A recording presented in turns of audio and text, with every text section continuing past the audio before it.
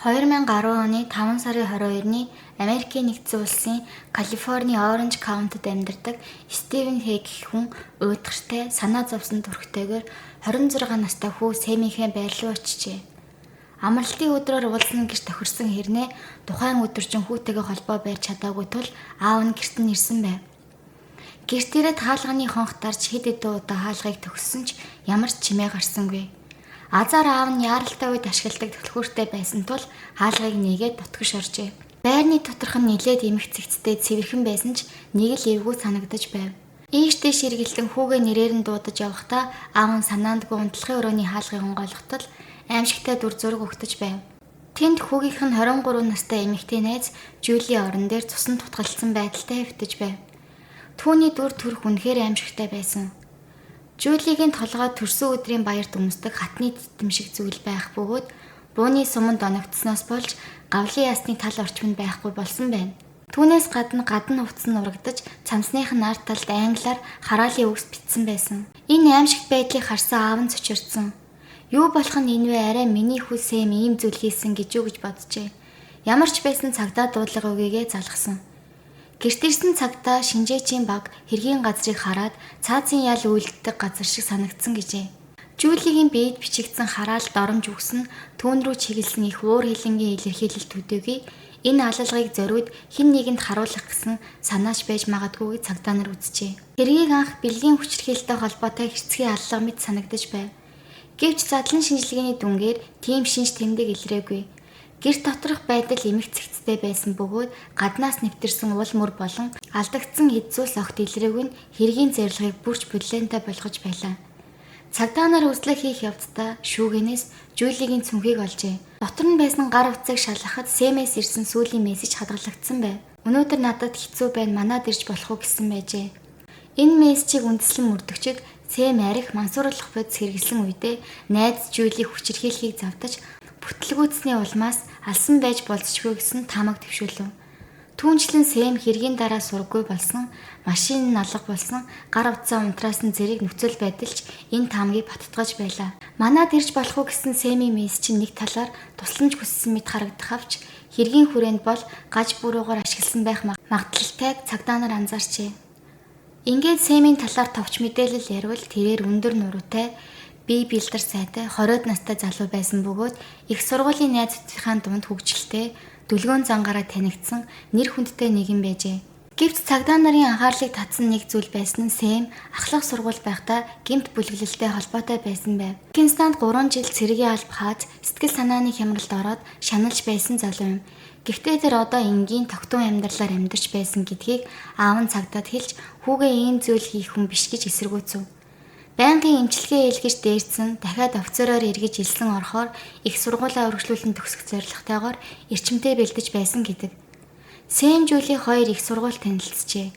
Жюли нь Японы цагаач гэр бүлийн охин, Калифорнид төрж өссөн нэгэн. Багаасаа бүжиг урлагийн тал дээр авьяастай их сургуульд ороод загвар дизайны чиглэлээр суралцсан байна.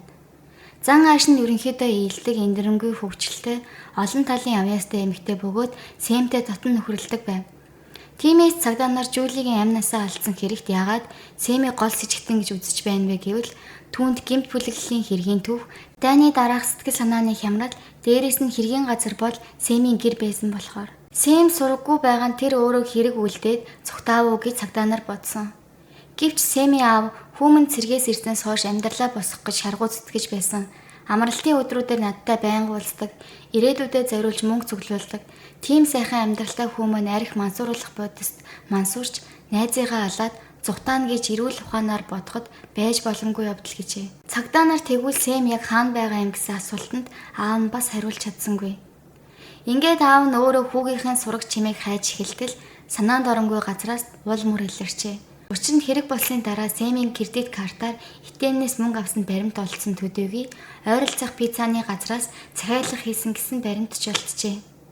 Аав нь үүнийг цагдаад хэлж цагдаа нар тухайн итэмний камерын бичлэгийг шалгатал мөнгө авсан хүн нь Сэм биш, малгай өмсөж нүдний шил зүүлсэн залуу байсан. Тэгээд цагдаа нар карт ашигласан пиццаны газарт очиж камерын бичлэгийг үзүүлтэл тентхий ажилтан тухайн хүнийг санаж байсан төдийгүй хаашаа пицца хүргэлт хийснээ хэлжээ. Цагдаа нар Сэм өөр хүнээр мөнгө ахуулж хоол захиалсан юм байна гэж таамаглаж Уг гэрийн аяган дээр очсон боловч тэнд Сэм байхгүй, карт ашигласан 16 настай Весли гэдэг хүү л байв. Весли Сэм нас барсан Жулийг огт танихгүй гэжээ. Весли надад 26 настай театрын жүжигчин Даниэл гэдэг хүн би шүүхийн барьцаа гаргагч компанид ажилладаг нэг хүн зүхтаагаад барьцаагаа төлөхгүй байна. Би зав муутай тул чи картаар мөнгө аваад өгөөч гэж хүссэн. Харин би надаа мөнгө өгнө гэж бодоод зөвшөөрчихсөн гэж ярив. Веслигийн энэ мэдүүлгийг сонсож байсан цагдаа нар гинэт Сэмийн гэрт байсан хурмын урилга санаанд оржээ. Тэнд сүйт залуугийн нэр нь Даниэл гэж байсан тул Сэм Даниэл хоёр бие биенээ мэддэг байх магадaltaй. Тэгээд цагдаа нар Даниэлийг ч мөн гэмт хэрэгтэй холбоотой гэж үзэн түүний оршин суугаа газрыг шалгахад гайхмаар баримт гарч ирсэн нь Даниэл нь сүйт бүсгүй Ричелтэйгээ Сэмийн байрны яг доод давхарт амьдардаг байв. Тэгтэл би шүүхийн барьцаа гаргагч компанид ажил хийдэг гэсэн худал болох нь тодорхой. Даниэл хэд хэдэн мюзиклийн дүр тоглож байсан ч одоогоор доктортой ажилгүй сүүлийн 2 сарын түрээсээ төлөөгүйгээс байраасаа хөөгдөх дээрээ тулсан. Харин түүнтэй хамт амьдардаг сүйд бүсгүй Ричел нь үзэсгэлэнтэй сэтгэл татан боловч нилээд өрүүлгэн тансаглах дуртай хүн. Ричел би ганцхан удаа л гэрлэн маш сүртэй хурам хиймээр байна гэж шаардсанаар Даниэл ч их хэмжээний үр тавьж тэнгисийн ирэг дээр хурмын дараах аяллаа захиалсан байсан нь илрв. Даниэл Жулийг яагаад алсан болж таарах вэ? Сэмтэй ямар холбоотой байсан бэ? Жулигийн мөнгийг авахыг зорьсон мэт харагдаагүй. Иймээс хэрэг улам төвөгтэй болж цагдаа толгоогоо гашилгаж эхэлсэн ч нэн түрүүн цагдаа нар Даниэлийг Сэмийн картаар мөнгө хууль бусаар авсан үндслээр баривчилжээ. Мөн дээд давхрын байранд нь нэмэгтэй нас барсан хэрэг болон Сэм сураггүй болсныг шалган асуухад Даниэл би юу ч мэдэхгүй ямар ч буруугүй гэж хэлв. Цагдаа нар янз бүрийн аргаар Даниэлийг байцаасны эцэст тэр ам нээж орой Сэм цусан тутгалцсан мансууруулах бодис хэрэгэлсэн янзтай орж ирээд би нэг хүн алжглаа гэж хэлсэн. Би цагдаа дуудах гэтэл Сэм намайг болон сүйд бүсгүйг минь ална гэж занал хийсэн тул би айгаа тусалсан. Картыг цухтаахад нь туслахын төлбөр болгож надад өгсөн. Цагдаа нар DNH-ийн шинжилгээ хийн гэхэд Даниэл гинэт сандран үнэн дээр би Сэмийн байшинд орсон үнэн. Сэм намайг дуудаад би орхоос өөр аргагүй болсон. Тэнд хүний цогцос байгааг харсан ч энэ бүхнийг Сэм л үлдсэн. Хохирогч эмэгтэйн толгоор нь бүр 2 удаа буудсан байсан гэж ярив. Анх цагдаа нар Жулийг толгойдоо 1 удаа буудулсан гэж үзсэн. Харин дараа нь задлан хийж үзтэл 2 удаа буудулсан байсан. Гэтэл Даниэл үүнийг яаж мэдэж байсан бэ? Энэ нь цагдаа нарт Даниэл энэ эрэгтэй холбоотой гэдэг илүү бүрэн дүүрэн итгэл өгчээ. Гэвч Сэм хайцсан бай гэдэг нь тодорхой биш тул цагдаа нар Сэмийг хэрэгт хамтарсан эсвэл өөр аргаар оролцсон байхыг ч үгүйсэхгүй гэв. Ямар тач хурмын 2 хоногийн дараа хийх гэж байсан Даниэлийг цагдаа нар баривчлан хорив. Даниэл баривчлагдсныхаа дараа сүйд бүсгүй Ричел рүү уцаар ярьж түүнд би зүгтэж яваа Сэмд тус хүргэсэн хүн санаа бүү зов би удахгүй гараад ирнэ гэх мэтээр тавьшруулжээ. Мөн баривчлагдахын өмнө ах тиймдээ үлдээсэн нэгэн цүнх бий. Тэрийг зохицуулаад өг гэж Ричел загсан байна. Ричел тухайн цүнхийг авчираад сонирхож нээн үзтэл дотор нь хүний цогцыг мөчлөхөд ашигладаг байж болон цустай хөрөө, мөн Сэмийн гар утас, паспорт, төрөвч гэх мэт зүйлс байж таарав. Үүнд айж цочирдсан Ричел шууд Даниэл руу залгаж чи л алсан бидтэй надад худлаа ярьсан байна шүү дээ гэж уурлах үед Даниэл уучлаарай Сэм Жули хоёрыг би санамсруугаар алчихсан уучлаарай гэд гуйжээ. Тэр яриаг цагдаа нар бүгд нууцаар чагнаж байсан ба үүгээр Сэм гинт хэрэгтэн биш харин өөрөө хохирогч болох нь тодорхой болов. Цагдаа нар Даниэлийн байрыг нэгжээд компьютероос нь хүний цогцыг хэрхэн нуух, хүнийг хурдан алах арга гэх мэтээр хайлт хийсэн баримтууд илрүүлжээ. Үнэн нь нэгэнд батлагдаж баримт ил болоод байхад Даниэл би огт буруугүй гэсэн байр суурьтай байсан. Сэмийн цогцос олдоогүй байгааг далдандуулж намайг буруутай гэж баталгаад амаргүй гэж тэр бодсон бололтой. Цагдаа нар Жулигийн цогцос дээрээс чиний DNH гарлаа. Одоо чамд өөр арга байхгүй гэж худал мэдээлэл хэлж Даниэл хэрэгээ хүлээв. Ийм байдал хүрсэн нь Даниэл гэрлэлт бал сарын аяллалын зардлаа банкны зээлээр шийдэж өөрөө бахан өртөө болчихсон, нэмж байраач төлж дийлгүүд хүрсэн, ажлын байж доктортой биш гээд маш их стресстэй явсан. Дээрээс нь тэнгисийн эрэг дээрх сүрлэг хурам гайхамшигтай бал цар гэх мэтийг сүйд бүсгүн шаардаж түүний хүсэл атаархал давхар шунал эцэстээ энэ нэрийг хийхэд хүргэжээ. Тэрээ дээд давхарт амьдардаг залуу Афганистаны цэргийн албанаас ирсэн учраас тодорхой хэмжээний мөнгө авсан байж магадгүй Сэмийг мөнгөтэй гэж дотроо боджээ. Ингээд хэд хоногийн дараа Даниэл Сэмийг ачаа зөөхөд туслaalж гэж дуудаад өөрийн ажилладаг театрын нэгэн дээд давхрын агуулга мэт газар оруулсан байна. Сэм бие бүхийлэн ачаагаа өргөх үед ард нь гитж очиод бэлдсэн гар буугаараа толгоор нь бууджээ. Ингэж Сэмийг алсны дараа гимт хэргийн мөрөө үлдээх тулд цогцыг мөчилж толгой гарыг тус бүртэн тасдан гэлгар уутанд хийж цүнхэндээ хийсэн гэв.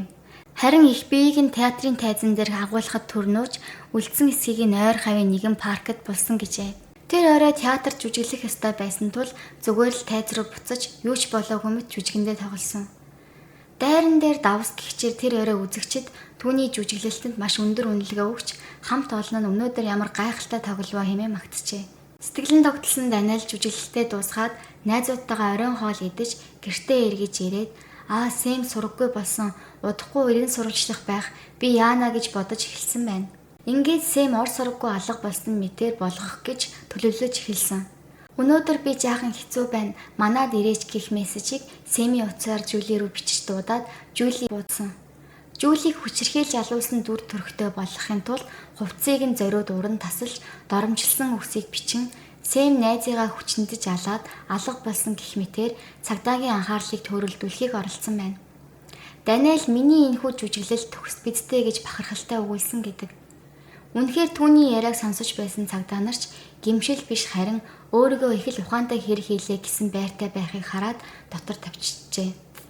Үүний дараа цагдаа нар Даниэлийн заасан байршлаас Сэмийн үлдсэн цогцос ойролцоох паркаас үлдсэн эсгүүдийг нь олж чадсан байна.